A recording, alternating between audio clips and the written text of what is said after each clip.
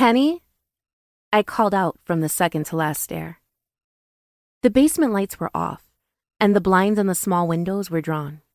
Still, I made out Kenny lying on his bed near the furthest wall in the room.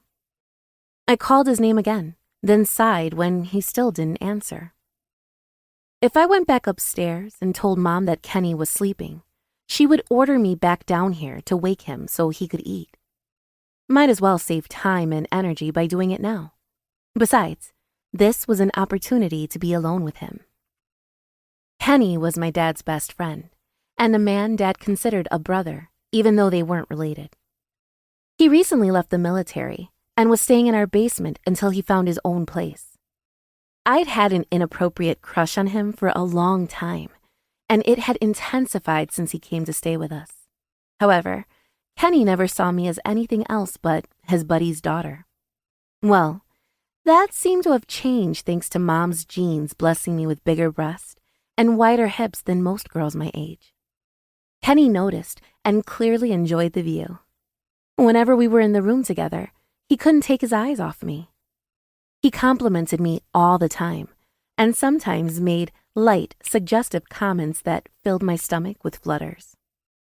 With his attractive face, muscular body, and his military history, Kenny could have any woman he wanted. Yet he wanted me. Of course, since I was his friend's daughter and only 18, barely half his age, he could only watch and not touch. But while Kenny learned a lot of discipline in the military, I sensed it weakening every time I wore something tight or short around him on purpose. And today, I was wearing my cutest, shortest dress. I stepped down off the last 2 stairs and headed for the bed. It was cooler down here, which was nice, since the summer heat was trying to cook us all alive. The muted sounds of Dad watching TV and Mom talking on the phone filtered through the basement ceiling. Kenny was on his back, his right arm slung over his eyes, his left arm on his stomach.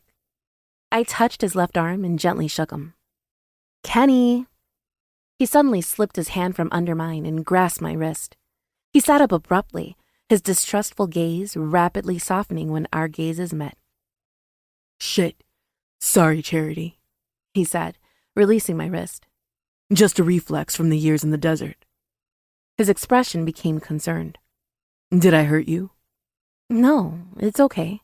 I'm sorry I startled you. I thought you were sleeping." "Well, I'm awake now." He smiled, then swept an appreciative gaze over me. "And I like what I woke up to. You're gorgeous in that dress." "Thank you," I said, heat rising to my face. Pleased from his compliment, yet nervous under his stare, I fiddled with my thin dress strap. Mom wants you to come up for dinner." "I'm not hungry." Then his smile deepened as he spoke the next words in a low, sexy voice. "Not for food, but I'll gladly eat something else." A proper blush flooded my cheek.